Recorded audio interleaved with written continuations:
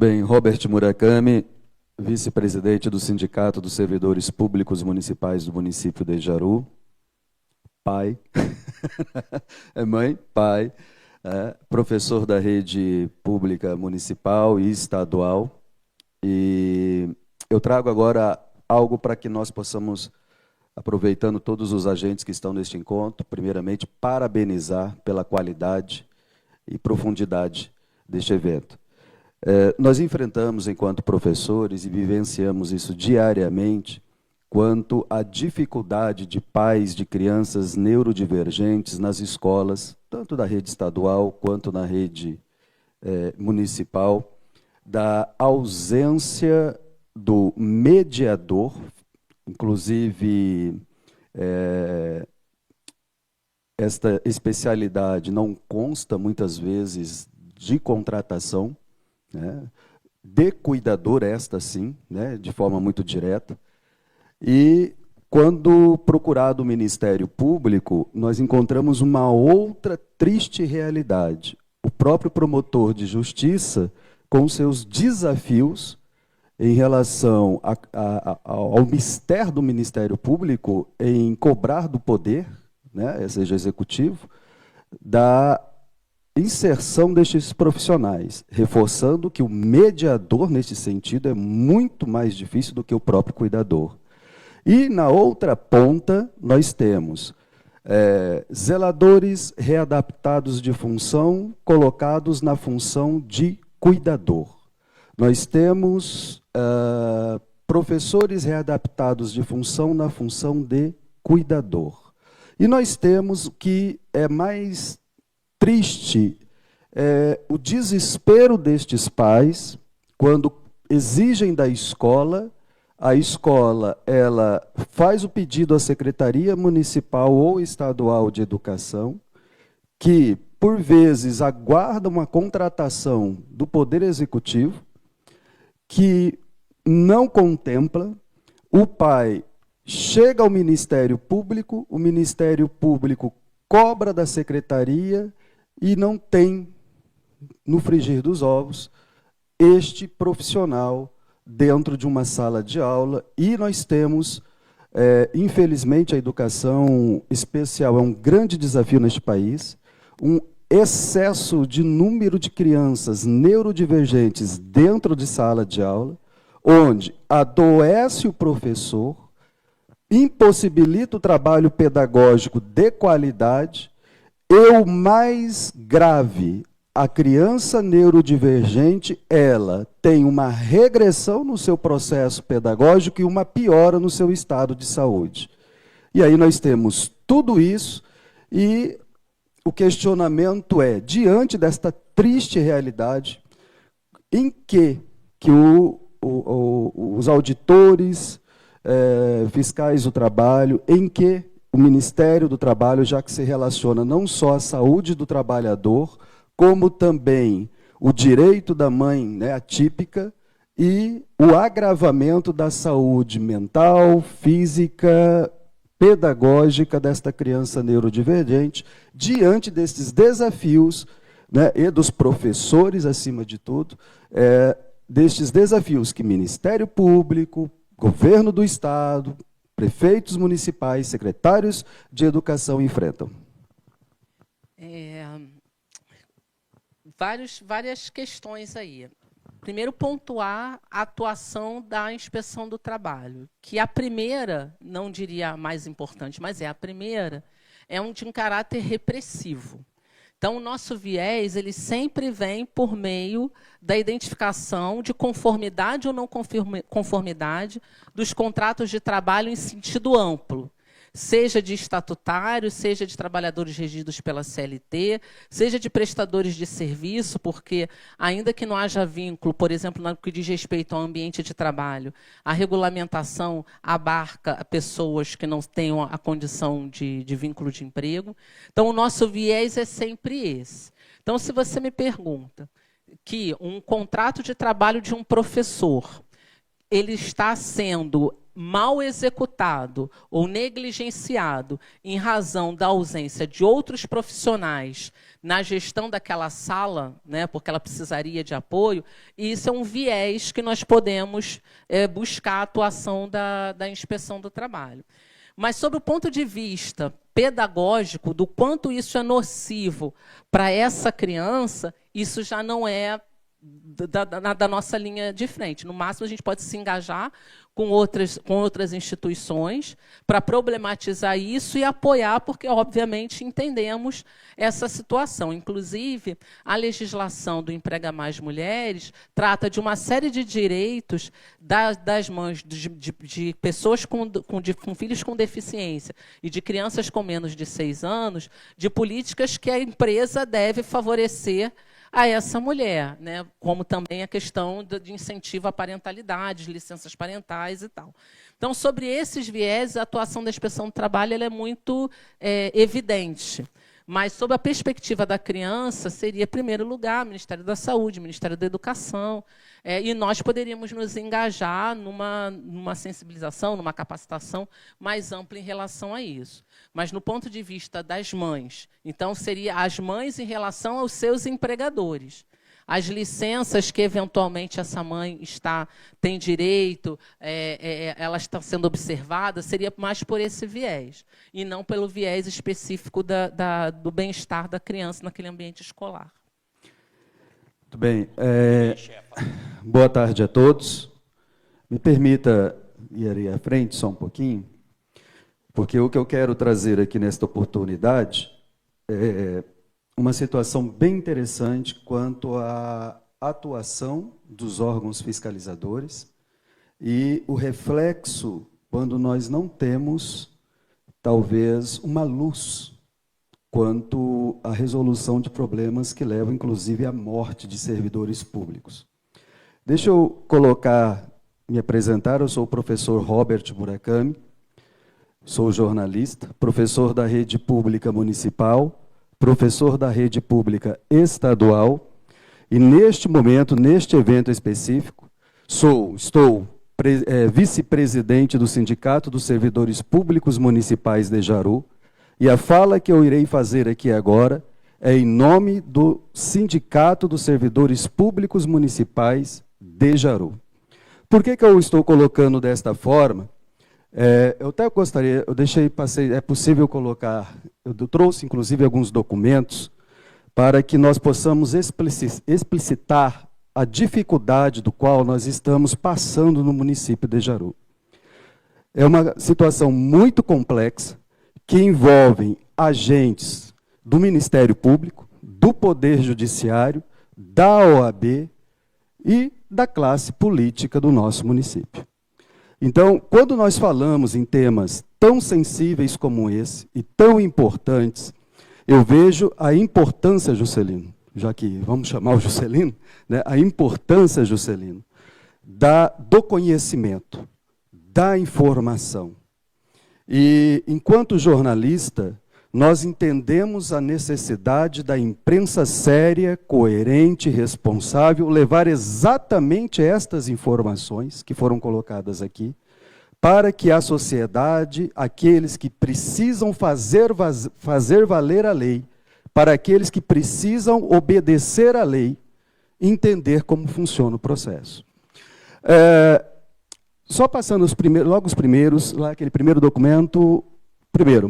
Esse daí. Se puder aumentar para mim, não sei se é possível. O que eu quero dizer aqui?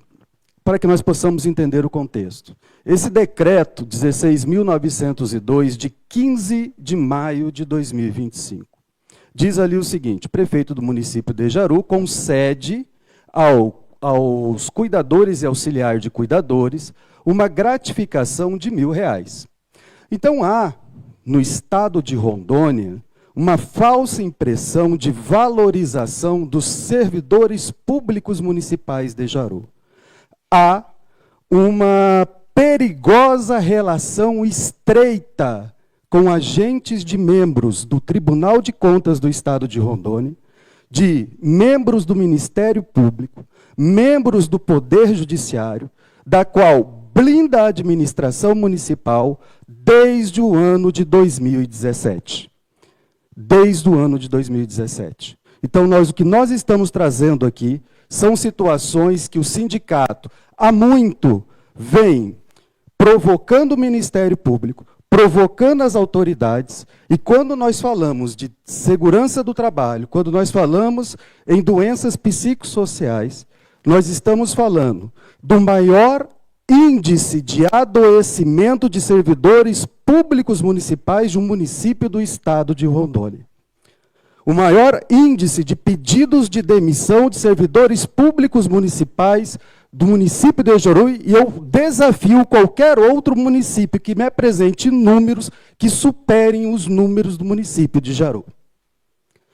Mortes já foram registradas de funcionários públicos. E eu vou provar para vocês como que essas mortes se dão, como que o adoecimento se dá e como que o medo destes funcionários em externar, inclusive em termos de denúncia,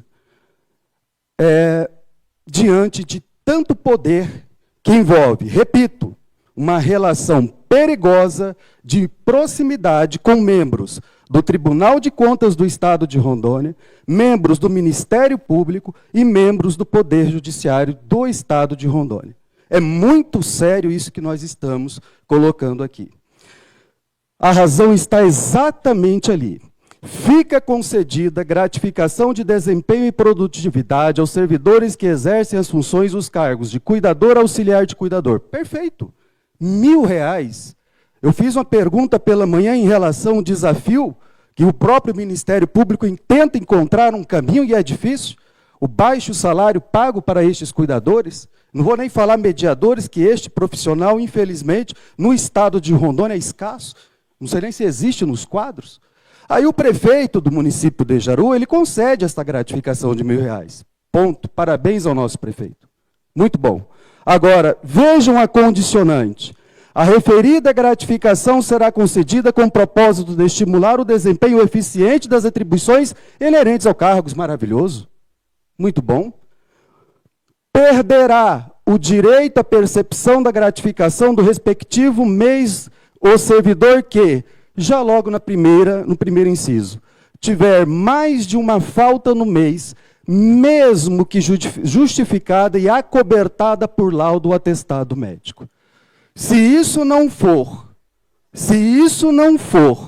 um crime contra o trabalhador, se isso não for um crime contra o servidor público municipal, e isso eu estou falando do município de Jaru, e fatalmente irá se estender, se já não se estendeu, aos demais municípios do estado de Rondônia. Por isso eu trago aqui um pedido, brilhantemente, eu agradeço muito essa oportunidade, acredito que Deus nos coloca, né, em situações, em momentos. Por favor, ao Ministério do Trabalho e Emprego.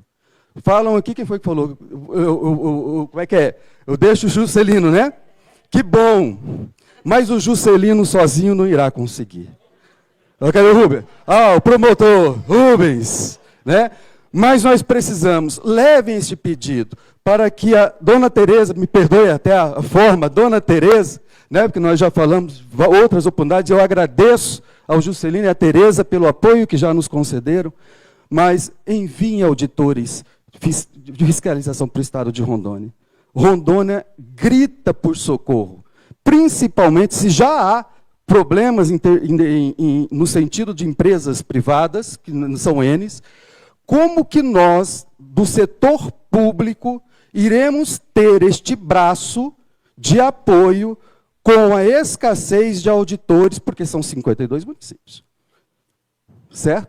Então, talvez o primeiro pedido que eu faça em nome do Sindicato dos Servidores Públicos Municipais de Jaru, leve esse pedido, eu acredito, e eu represento, está ali o presidente da Força Sindical, que representa a Central Força Sindical no estado de Rondônia, e eu reforço em nome da Central Força Sindical esse pedido ao Ministério do Trabalho. Deem uma atenção ao estado de Rondônia, porque é Rondônia, eu sempre brinco, é Rondônia com R maiúsculo, né? É um estado muito forte, tão grande quanto São Paulo, tão importante quanto São Paulo. Por favor, o Juscelino sozinho não irá conseguir. O doutor Lucas, procurador, né? Sozinho também não irá conseguir. Porque a situação ela é gravíssima. O que eu quero colocar e explicar diante daqui? Está aqui, 15 de maio de 2025. Esse tipo de decreto, ele é colocado para profissionais do magistério, para os demais servidores do município de Jaru. Se isso daqui não configura um crime, eu quero saber o que configura. E como que o Estado brasileiro irá enfrentar integrantes do Ministério Público, procurador Dr. Lucas, porque eu tive uma tristeza enorme. Eu sou filho de uma servidora aposentada dentro do Ministério Público, cresci dentro do Fórum do Município de Jaru, dentro do Ministério Público de Jaru, sou filho de policial civil aposentado, e uma das lições que minha mãe me deu foi o seguinte: a injustiça mora dentro da casa da própria justiça. E aos 46 anos de idade, eu tive a maior tristeza da minha vida, quando eu fui denunciar a um membro do Ministério Público, e ele não acatou minha denúncia. E eu não aprendi isso. Não terminei curso de Direitos, exerci 3 anos de curso, hoje eu sou pedagogo, sou jornalista, mas eu nunca imaginava que eu ia sentir na pele esse ensinamento que minha mãe um dia me passou. Filho, a injustiça mora dentro da casa da própria justiça. Então eu clamo aos agentes, ao senhor, à dona Tereza, que no mistério, nesse trabalho que é um desafio enorme, nós estamos falando de morte. Nós estamos falando do maior índice de adoecimento psicossocial. Servidores que pedem demissão. Vejam nos quadros, é só entrar no portal da transparência, os chamamentos do último concurso e testes que foram feitos pelo município de Jaru, quantos não tomam posse? E não é salário. O próximo slide para mim, fazendo um favor. Olha aqui. Já é a segunda vez, já é reiterado, doutor. Quando foi aquele evento, Juscelino, o anterior a este? Foi em março? 18 de março. Basicamente, inclusive, eu encaminhei para a dona Tereza. O teor é basicamente o mesmo. Com os cordiais cumprimentos, venho por meio deste, ofício número tal, que é do sindicato, certo? Do qual o servidor Robert Murakami, dia 20/5, em razão da sua participação em uma atividade sindical. O que a lei diz em relação, estou vice-presidente do Sindicato dos Servidores Públicos Municipais, sou secretário de Finanças da Central Força Sindical do Estado de Rondônia, e olha o que a administração, a minha escola, a Secretaria Municipal de Educação, consequentemente a Prefeitura do município de Jaru responde.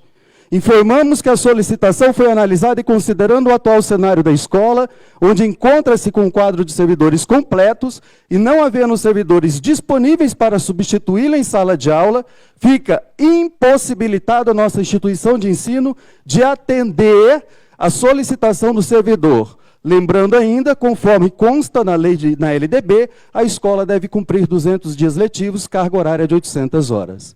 É esta a resposta que se tenha um representante sindical que vem numa atividade sindical. É essa. Sem contar do assédio moral, que a diretora diz o seguinte: se você tem que se ausentar, algumas vezes, para atividade sindical, óbvio, é melhor ficar com ele, ou é pior ficar sem ele. É isso que nós ouvimos.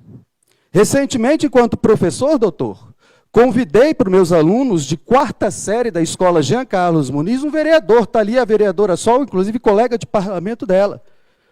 O senhor não sabe o assédio moral que nós recebemos. Passando num corredor após a atividade deste vereador, em sala de aula, me chamou e disse o seguinte: professor Robert, a partir de hoje, qualquer convidado, palestrante, ou um bate-papo com os meninos, o senhor vai ter que elaborar um projeto pedagógico, perfeito? Só que terá ter que ser aprovado pela Secretaria Municipal de Educação, e se o senhor constar no plano de curso, eu não irei aprová-lo. Eu simplesmente disse o seguinte: escreva essa palhaçada. E estou esperando ela escrever até hoje. Me perdoem até a fala. Está aqui, inclusive, convoquei o presidente do sindicato para isso. Próximo slide, fazendo um favor. Gente, é um absurdo o que está acontecendo em Jaru. O próximo slide. Está ali, ó, do dia 18, não foi que eu falei? Cadê? Olha lá. Dia 31/3, para atender atividades da direção do sindicato, de acordo com o mesmo teor, 28 de março. Próximo slide, por favor. O próximo, que é a da matéria lá, do portal que eu coloquei, mandei um link. Não foi? Foi a do link. Essa do link é onde eu questiono o Ministério Público de forma bem direta, Juscelino. Só tem como colocar o link aí para mim? Que ele é muito importante. Está ali. Sindismuge protocola no Ministério Público resposta de denúncia de irregularidades. Ó, 7 de março de 2022. Abaixa para mim, para nós vamos lá nas irregularidades. Tá, desde 2017, pode ir baixando. Assista ao vídeo, está lá o protocolo, o documento, pode baixar. Deixa eu ver, só sobe que acho que vai estar lá na relação. Pode subir, pode subir. Pode subir. Tá.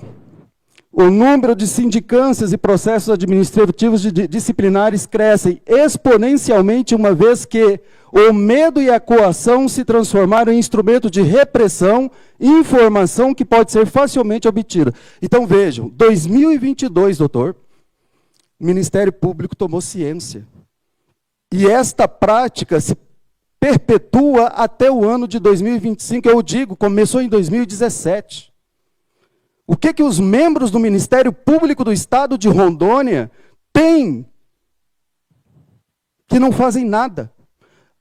O lawfare praticado através da maioria da Câmara de Vereadores é explícito enquanto criação de leis, Juscelino, que ferem diretamente os direitos dos servidores públicos.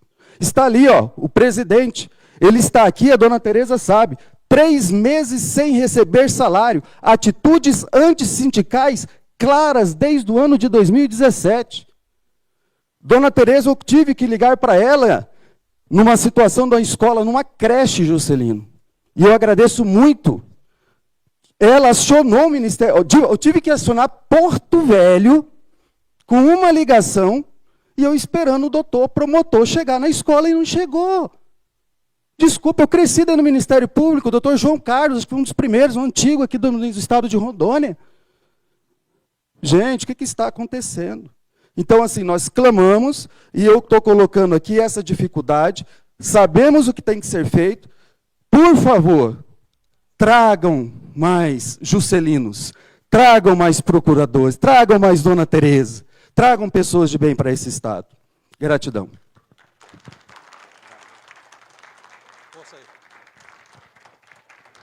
Que denúncia. Conte conosco, Robert.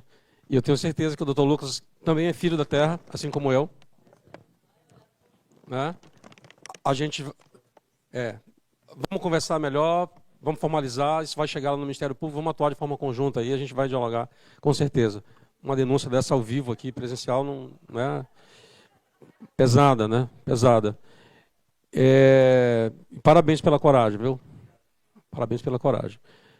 Mais algum questionamento? Acho que a Odete, se quer falar alguma coisa, Odete, de si, não dá no que falar, né? A gente está abismado. A gente está chocado, né? Acho que aqui... estamos chocados, não há o que fazer. Mais algum questionamento? A vereadora. Boa tarde a todos. Só uma fala aqui para validar o que o Robert acabou de testemunhar aqui. Eu estou no segundo mandato e não tenho muita experiência, porém, no dia a dia, a gente vai aprendendo, se fortalecendo. Meu primeiro mandato, eu convidei o Conselho de Saúde Estadual para ir em Jaru, porque eu estava muito preocupada com os servidores públicos do município da saúde. E pasme, foi alguns técnicos, e eu até acompanhei. A secretária de saúde acompanhou, e a gente foi até visitou o hospital, distrito de Aruaru, Tarilândia. E Jaru tem uma forma de parecer os trabalhos que você ouve e diz, está tudo lindo. Que perfeito o município de Jaru, saúde de Jaru, educação de Jaru. Mas quando você busca na realidade, o servidor público está morrendo aos poucos. Então, eles visitaram e depois no outro dia, teve um lançamento lá, de uma inauguração de algo, e aí o secretário, na época, do Conselho de Saúde, participou, que eu fiquei muito envergonhada, porque eu contava com o Conselho de Saúde estadual, e ele disse, Jaru tem a melhor saúde do estado de Rondônia, eu gostaria de morar aqui em Jaru. E eu fiquei com muita vergonha e pedi relatório, né? Eu pedi relatório da visita técnica. E esse relatório nunca veio.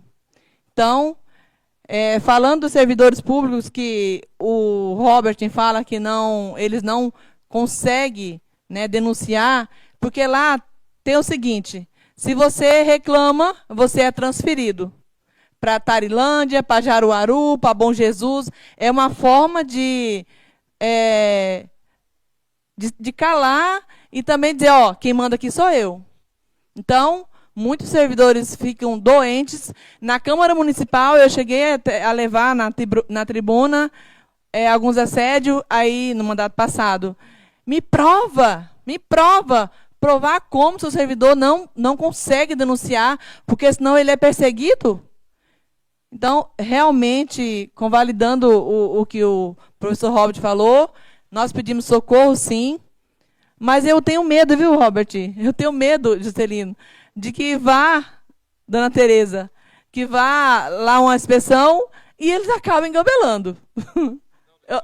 Eu tenho medo. Eu tenho medo, gente. Eles têm uma forma muito técnica, delicada de passar, que Jaru está tudo maravilha.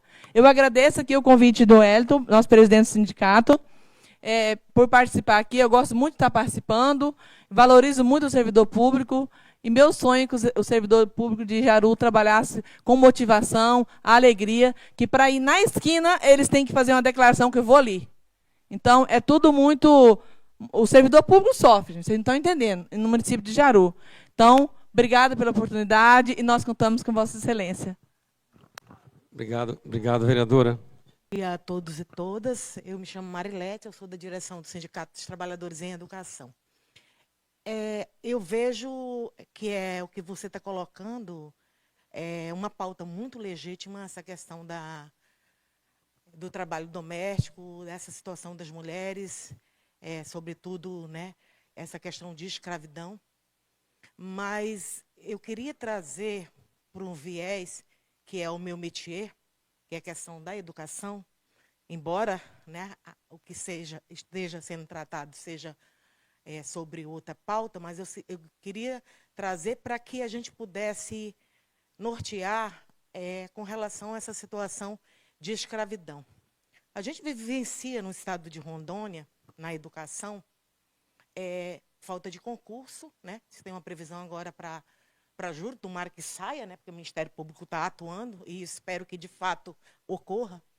Mas a gente tem o serviço público da educação, eu acho que todos os outros setores, mas da educação eu posso falar com propriedade, hoje quase 70% terceirizado.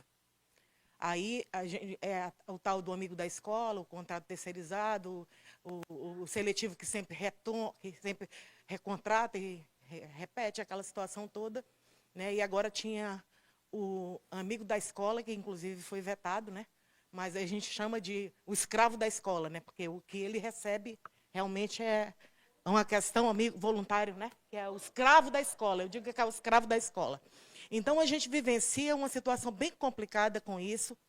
E eu sou de um município, eu sou de Guajará, onde essas 2 semanas, as últimas semanas, nós tivemos a perca de 2 companheiras nossas, uma que ainda estava atuando, professora, e outra que estava aposentada.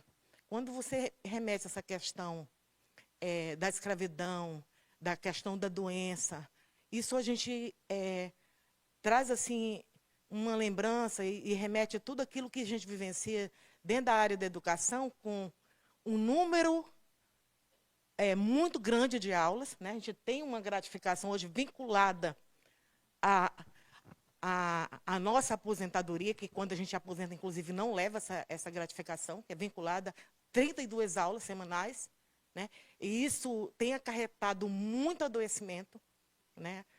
Toda a companheirada da educação, né? Porque na época foi criada porque ou se dava aquilo ou não se dava o aumento de uma gratificação que a gente tem. Eu queria ver, sim, com relação a essa situação, sobre esse viés,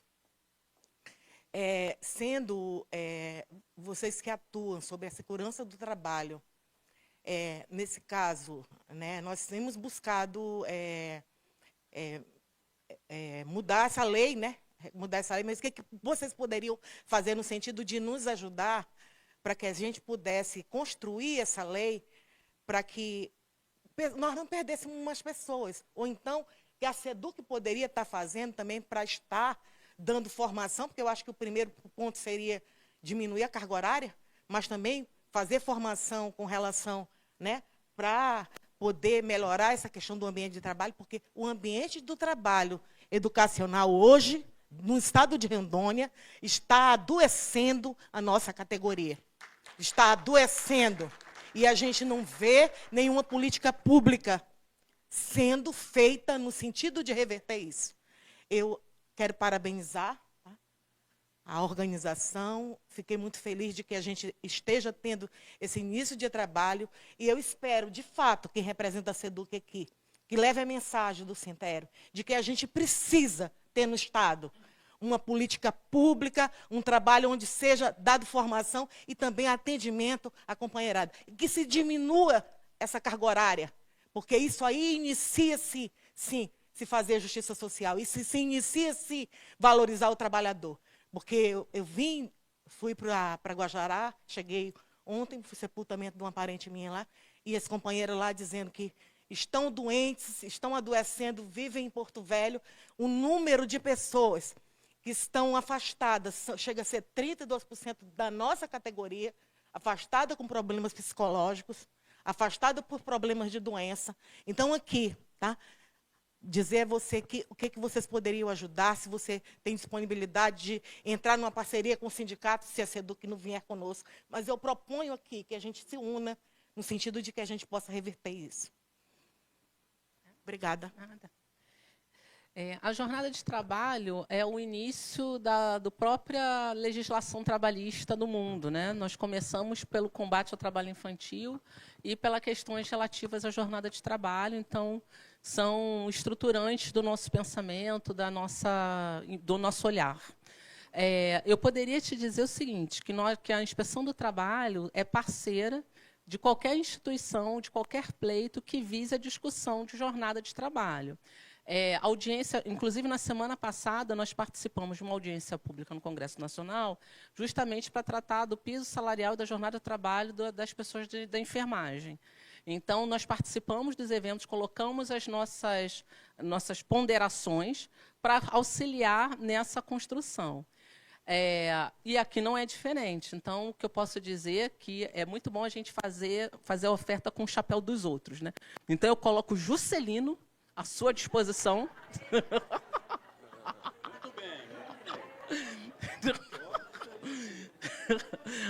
Para, junto,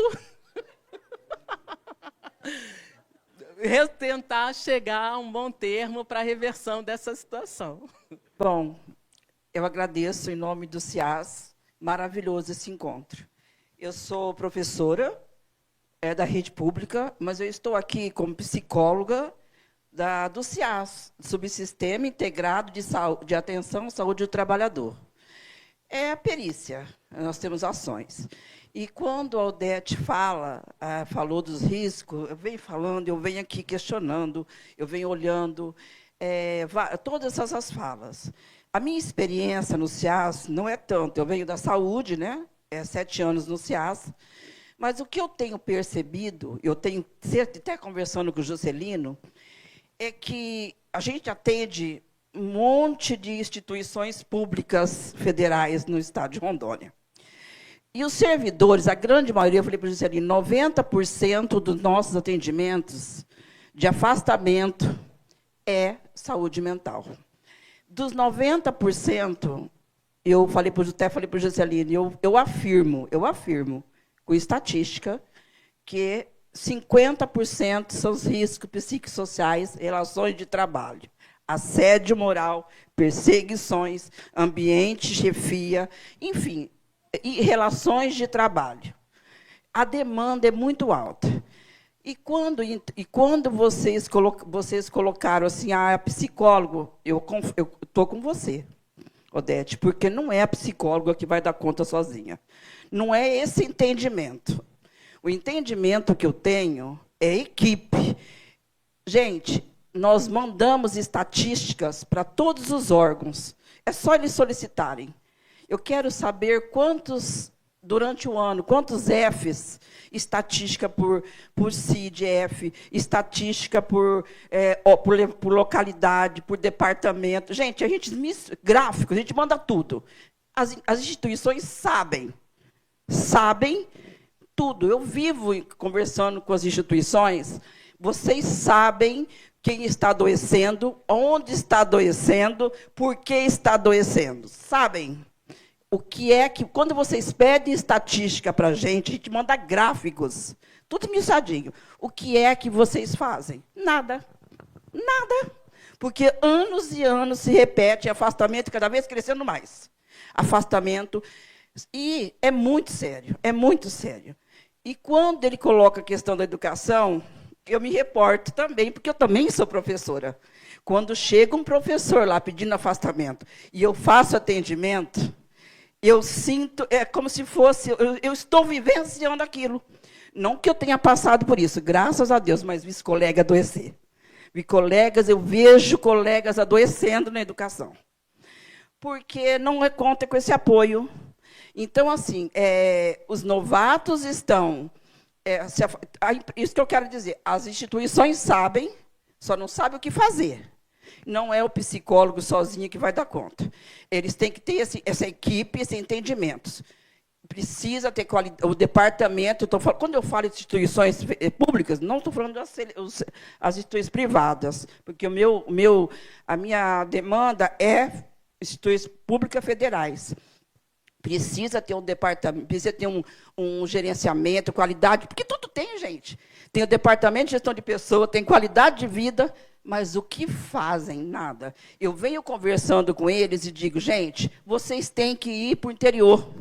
Vocês têm que ir lá onde está acontecendo, porque eu acredito que quando a equipe chega, ela resolve a situação.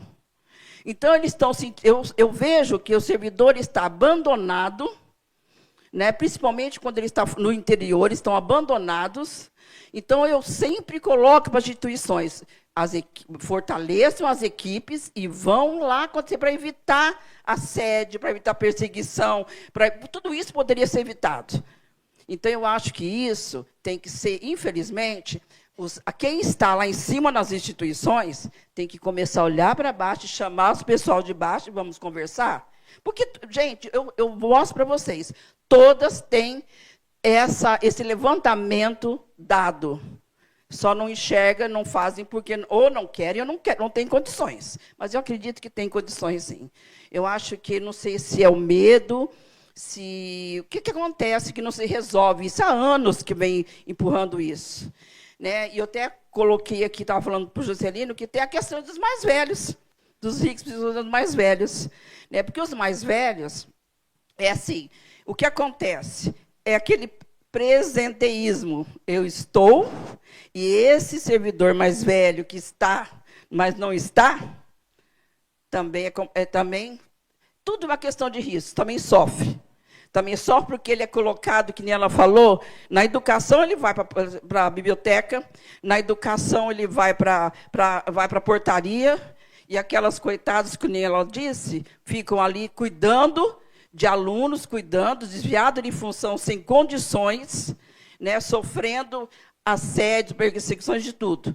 E em outras áreas também acontece isso. Então, eu penso que os sindicatos, Muitos, até sindicato, muitas vezes, chega lá no CEAS para conversar comigo, eu falo, eles preocupados com o número de colegas se afastando, porque o afastamento é de muito.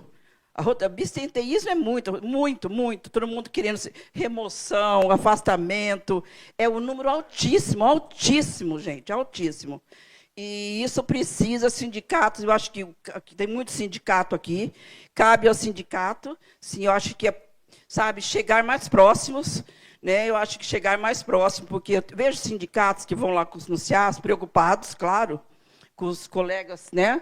Eles têm que trabalharem mais junto, né? Mais junto mesmo com o GRH, com as qualidades de vida, com os DGP das instituições, com as qualidades, porque senão não é psicólogo, não é assistente social que vai fazer isso resolver, não. Tem que ser mão dadas e um monte de gente dando de mão dadas, porque senão não vai, não.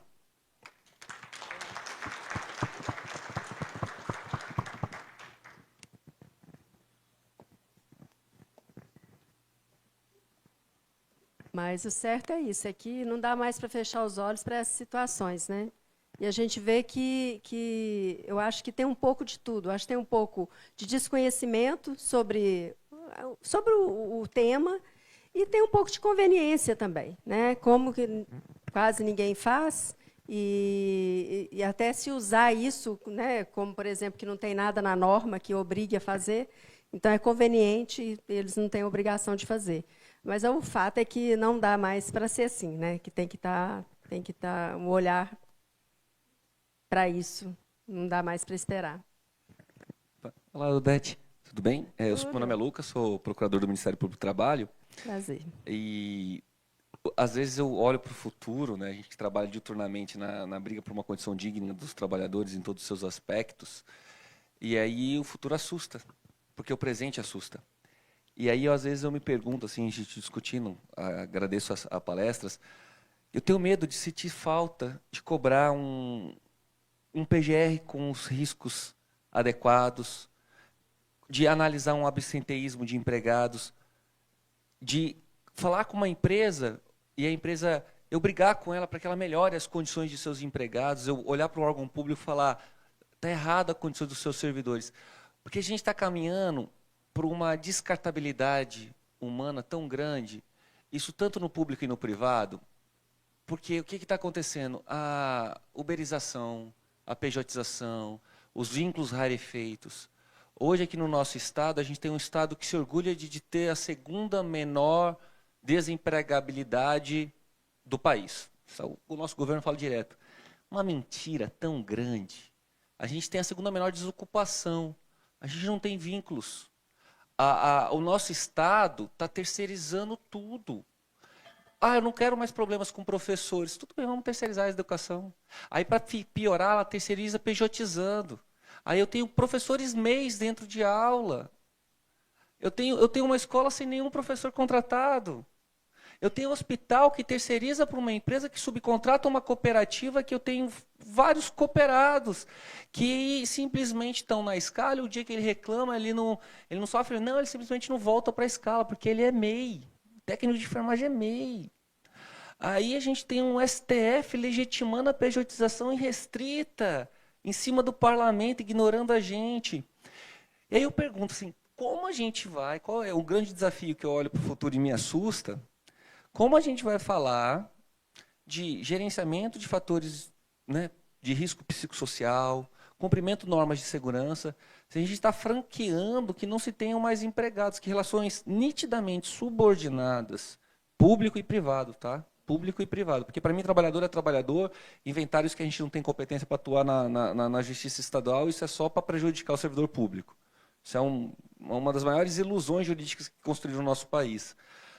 Mas como que a gente vai conseguir olhar uma empresa, e aí nessa empresa que tinha 1.000 empregados, agora tem 1.000 MEIs trabalhando para ela? Né? Aí eu vou requisitar um PGR e falar, não tenho empregados. não tem obrigação de entregar um PGR. Aí eu vou falar com um hospital.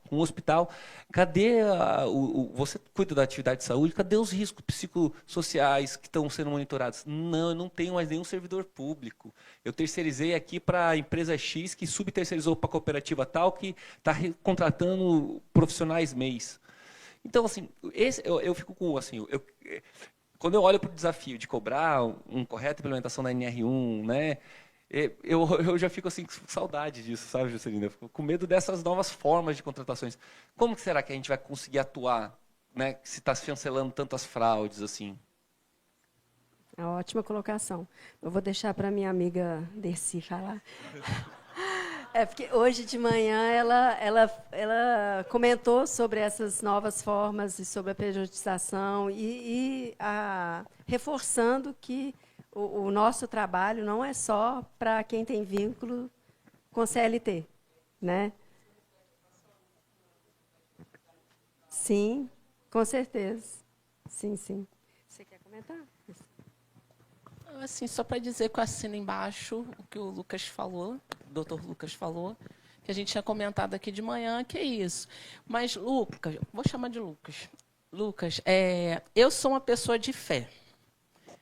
E eu acho que a coisa está chegando num nível tão do absurdo que não tem outro caminho a não ser melhorar, a não ser reverter. Porque foi o que eu falei de manhã. O MEI, né, o CNPJ, seja do MEI, seja da pessoa jurídica, é ficção. Nós temos pessoas... Acabei de receber, porque a gente está correndo atrás do STF. Né? Todo mundo está, né, várias instituições estão entrando como, enfim, amicus curiae lá. E, por exemplo, a gente está fazendo um estudo, acabei de receber, estava aqui vendo. Maior parte das pessoas que eram empregados, que nós levantamos, e se tornaram pessoas jurídicas, eram trabalhadores que ganhavam até R$2.000. Mais de 50%. Seja por PJ, seja como MEI. Isso significa que nós estamos, e nós sabemos, por questões de segurança e saúde, que os trabalhadores terceirizados têm um alto índice de acidentalidade. Que é justamente isso que você falou, porque não é comigo, não é comigo, não é comigo. A coisa vai chegar num nível tão insuportável que a gente vai ter que desmascarar essa ficção que estão colocando à frente, que é transformar as pessoas em coisas. Porque vai começar a morrer muito. Né? E ninguém quer essa foto. Ninguém quer essa foto. Falei de manhã que agora, na conferência da OIT, daqui a 2 semanas, a discussão geral sobre a transição da informalidade para a formalidade. Então, assim, o mundo está vendo isso, está acontecendo. E a gente vai ter que chegar um momento e dizer, não, para tudo. E eu tenho absolutamente convicção e fé de que essa decisão não acontecerá. Não acontecerá. Não acontecerá.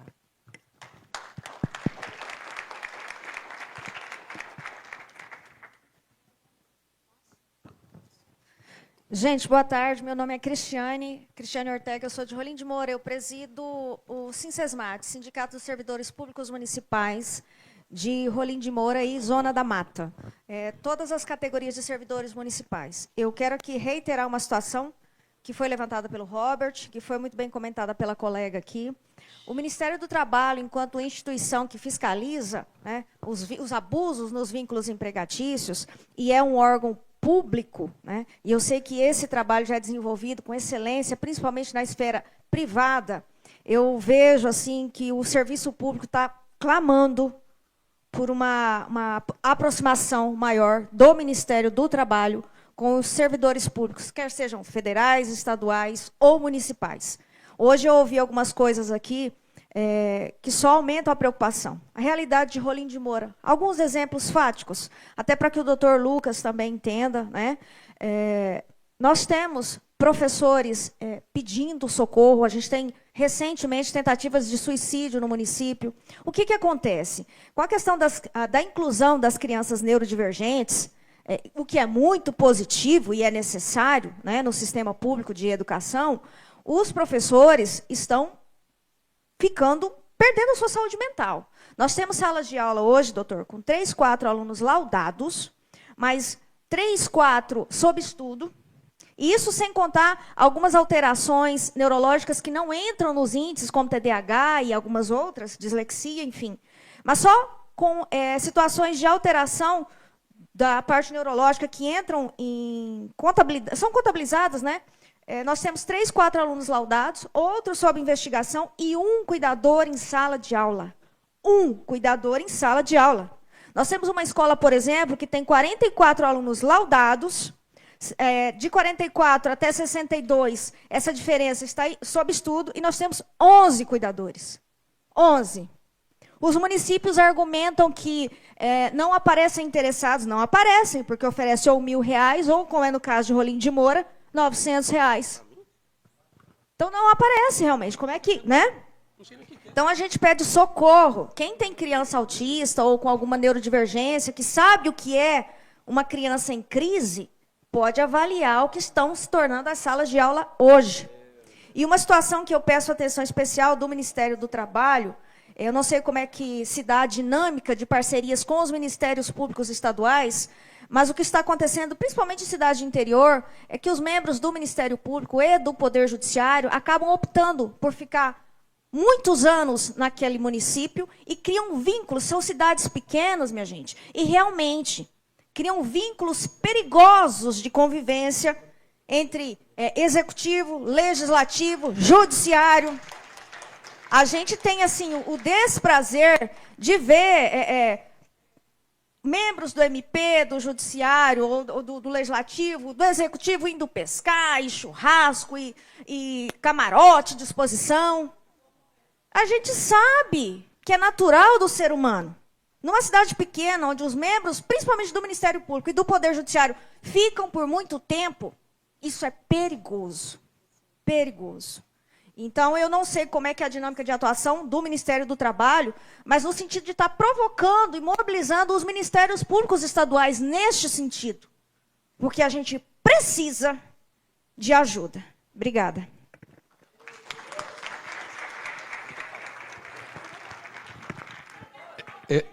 Eu não queria falar isso não, mas vou ter que falar, né?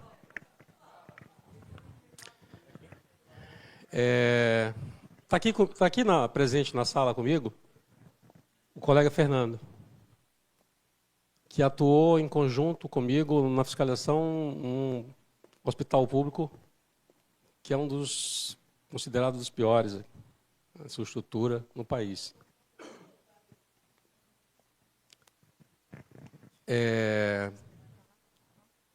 Quando nós iniciamos a fiscalização, nós esperávamos contar com o apoio de uma série de instituições. Nós convidamos. Todas elas. Convidamos. Mas, efetivamente, quem esteve presente conosco foi quem, de fato, defende o trabalhador. Ministério Público do Trabalho, MPF, a Polícia Federal. O Corém esteve conosco. E o CREFITO. Então é muito difícil nesse estado, e eu sou filho daqui de Rondônia, eu sinto muito triste com essas denúncias de vocês trazem. Eu sinto vergonha do meu estado. Porque instituições que efetivamente deveriam estar fazendo a defesa da cidadania, a defesa das questões sociais, não fazem. Isso me entristece. Mas eu sou só eu sou uma gota d'água no oceano. Eu tento. Eu tenho questões que perpassam a minha função e isso nunca vai mudar. Porque além de eu ser auditor fiscal do trabalho, eu sou diácono na igreja. Então eu sou cristão de verdade. Isso me indigna. É isso que me move. E eu queria muito que essas instituições que não desempenham o seu papel tivessem a mesma conduta. Mas infelizmente não têm. É triste estar falando isso para vocês, mas essa é a realidade.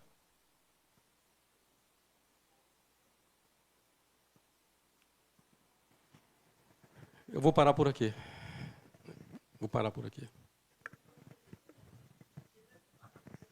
Eu tento.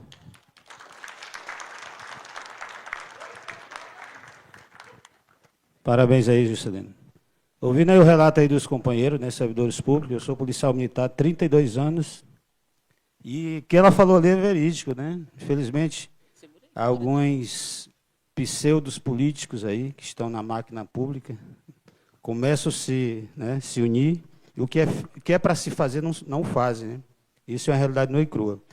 A minha preocupação hoje, eu como policial militar, que vivencio a realidade do ser humano nas piores situações, enquanto que muitos dos senhores estão dormindo, nós estamos trabalhando e tentando reverter, dar o melhor para um Estado que, muitas das vezes, a totalidade administrativa não funciona, e nós estamos 24 horas do lado dos senhores, e que nós precisamos fazer algo para minimizar, dar um paliativo, e em decorrência da má gestão não funcional, como a colega falou ali, há esse sofrimento enorme. E a minha preocupação hoje, como servidor policial militar, muitos colegas nossos, né, já ceifaram a vida, nós lidamos com uma série de situações pesadas, e se você não tiver um controle emocional, psíquico, você faz atos deslocados mesmo.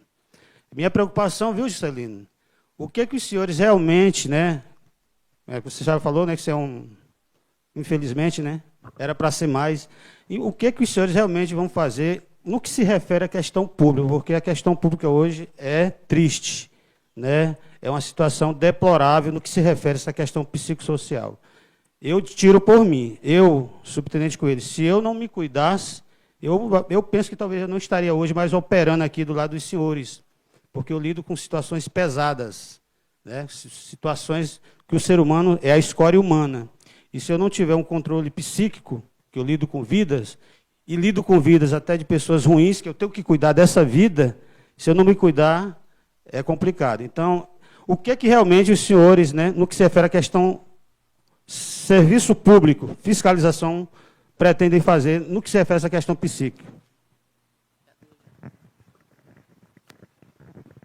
Bem, senhores, assim, ó, o que eu posso prometer aos senhores aqui, teve concurso para auditores, e a Decilete está acompanhando melhor lá em Brasília como é que vai ser a posse deles aqui, né?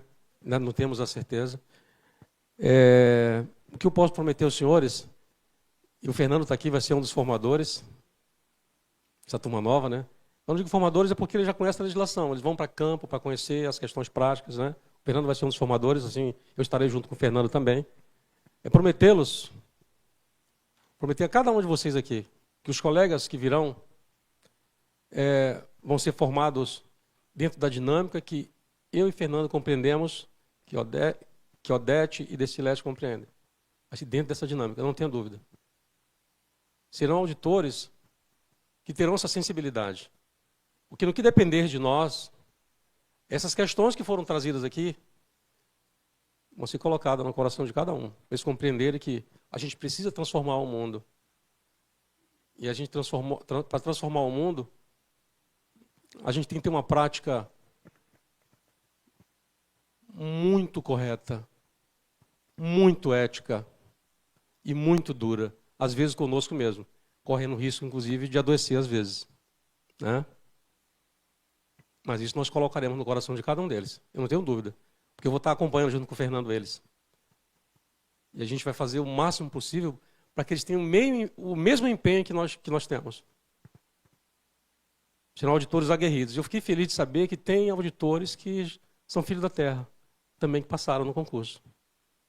Eu espero que venham para cá e não saiam mais daqui, porque eu vou aposentar daqui a alguns anos. Eu tenho essa perspectiva. E é importante... Como é que é? Eu tenho a perspectiva de que esses auditores novos, filhos da terra, sejam os futuros juscelinos, que se engajem nessas questões com o mesmo amor, com o mesmo fervor. Obrigado, gente.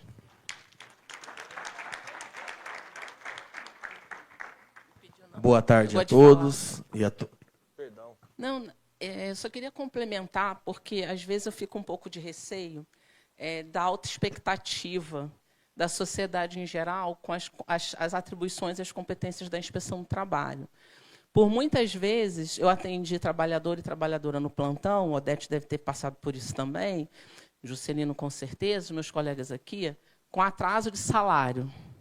Aí chega lá e fala assim, não, porque eu não estou recebendo pagamento há 3 meses, 4 meses, ou atrasa todo mês. E aí eu digo assim, olha, eu posso até ir lá fiscalizar, mas isso não vai resolver o seu problema. Aí a pessoa fica esbulhando, por que eu estou fazendo aqui? Não vai resolver o seu problema do jeito que você está achando. Por quê? Porque eu não tenho o poder de pegar o dinheiro do patrão e botar no bolso do empregado. O que eu vou fazer, isso é uma realidade, é ir lá, verificar que não foi pago até o 5º dia útil, no caso do trabalhador doméstico até o dia 7. Não foi pago até o 5º dia útil, até o dia 7. Autuo esse empregador e acabou aí a minha atuação. Eu preciso necessariamente, como nós falamos aqui de manhã, de outras instituições para fazer aquela corrente do tipo ninguém solta a mão de ninguém, para que haja essa corrente, né, cada instituição na sua atribuição, para poder chegar esse dinheiro efetivamente na mão do trabalhador. Eu fiscalizei uma empresa uma vez, que era uma concessionária de serviço público, e aí o Estado, do meu Estado, o Estado do Rio de Janeiro, não honrou o contrato, não pagava a empresa. E aí era esse lance, porque o Estado, é Estado com E maiúsculo, que não cumpriu o contrato, não pagava a empresa, era o mesmo Estado, com E maiúsculo, eu, que ia lá fiscalizar, dizendo que ela não estava pagando o salário do empregado. Esquizofrenia, a gente está falando de risco psicossocial, né? Adoecimento mental. Esquizofrenia do Estado brasileiro. É isso. Né? Então, a gente tem que ter a dimensão, porque eu não quero, eu fiquei falando aqui para vocês resolverem tudo com o Juscelino, e é com ele mesmo, mas, ainda que a gente triplique, coloque 10 vezes mais auditores, existe uma limitação legal, constitucional da atuação da inspeção do trabalho. Outras instituições, seja o judiciário, seja o legislativo, seja a saúde, outras instituições têm que dar continuidade àquilo que, eventualmente, a gente for fazer. Porque, senão, a gente entra numa crise e num BO que não é nosso. Como instituição, como cidadã, como pessoa humana, estou subsolidária. Mas, como instituição, eu não posso trazer para mim uma atribuição, uma dor que não é minha, porque senão não damos conta. Então, eu só queria, ainda que eu continue dizendo, resolve tudo com o Juscelino, mas, por favor, tenham a compreensão de que ele tem limitações e que outras instituições precisam participar, precisam chamar, né? E, às vezes, a melhor amigo da história é a imprensa. E eu falo isso porque eu sou filha de jornalista. Às vezes, é a imprensa que vai fazer com que a coisa se resolva mais rápido que se falar com o Juscelino. Essa é a realidade do nosso país. E aí, nós aqui, que temos essa obrigação, no mundo do trabalho, de estar lidando com isso, identificar qual é a melhor estratégia. Porque, às vezes, e entendam, por favor, que eu estou falando em situações específicas, o primeiro momento de chamar a inspeção do trabalho pode não ajudar e agravar o caso concreto. É isso. É jogo de xadrez, dependendo da situação. Principalmente se envolver serviço público. Então, eu estou trazendo isso só para dar uma aliviada no Juscelino, porque ele já estava me olhando com cara de tensão. Né? Eu falei assim, para dar uma aliviada para ele, que eu gosto dele, eu quero voltar aqui com ele são, que ele não vai se aposentar tão cedo, que ele não vai fazer isso, mas que vocês tenham essa compreensão de que nem tudo vai se resolver aqui. Tá? Obrigado, Desi. É isso mesmo. Cada um pode dar passos para fazer o Brasil melhor. Cada um. É esforço. Aquilo que o AGU propôs, o sindicalista fazia parte dele, o empresário fazia parte dele, os auditores fazerem a parte dele, o Ministério Público fazer a parte dele, o Tribunal de Contas fazia parte dele, o Judiciário fazia parte dele, os conselhos fazendo a parte dele, enfim. Cada um fazendo a sua parte, todo mundo sai ganhando. Eu acho que fica de mensagem desse nosso encontro de hoje é isso. A gente precisa se unir. Né? Essa união vai fazer com que a gente consiga criar um elo mais forte. É a denúncia do colega Robert. Né? Com certeza vai ser tratada. Você vai fazer isso formal, pode encaminhar direto para o MPT, inclusive, depois a gente vai discutir juntos. Então, eu findei, não vi na tua denúncia, né? Mas está gravado, acho que depois eu consigo ver, ou depois você me procura. O que a gente está de portas abertas lá, a Inspeção do Trabalho está de portas abertas para todos vocês. Né? O Ministério do Trabalho também, aqui a Superintendência, porque tem outras políticas públicas, mas especialmente a Fiscalização do Trabalho está de portas abertas para vocês. Não tenham dúvida, precisou da gente, a gente está lá. E os profissionais de segurança e saúde do trabalho, que foi onde eu comecei aqui, sabem que a gente nunca virou as costas para vocês. E não vai virar costas para os demais aqui também. Então, contem conosco. Nosso agradecimento, mais uma vez, a todas as entidades, instituições parceiras, ao IFRO, pessoa do Maela, nosso abraço ao Jefferson aí, que realmente foi maravilhoso aqui, tem sido um parceiro enorme. Já vou fazer propaganda do dia 31, Márcia, do encontro com as mães atípicas aqui, a gente vai estar aqui também, dia 31, é um sábado, dia do meu aniversário. Eu vou estar trabalhando aqui junto com você. E ao Esticero, ao Simpospé Toron, né? O outro sindicato da manhã, o Sindesp, tá? E todos os demais parceiros, as centrais sindicais, laborais, as federações, os conselhos, CRC, CREA, CAL, COREM, CRP, né? As empresas que, mesmo que não estejam aí dentro desses conselhos, a princípio, quiseram trazer seus profissionais para cá também, para participar. Né? A cada sindicalista aqui presente, nossa gratidão a cada um. Né? E eu encerro esse momento, esse nosso evento, pedindo uma salva de palmas para todos nós, claro, para as nossas duas, peço para as duas levantem, para uma salva de palmas a elas.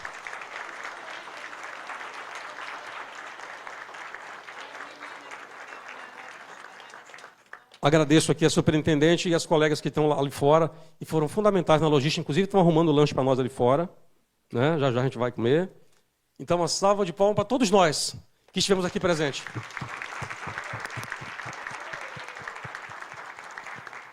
E a gente vai conversar, eu vou mandar o ofício, a gente vai conversar assim para a gente já pensar no terceiro encontro estadual de segurança no trabalho.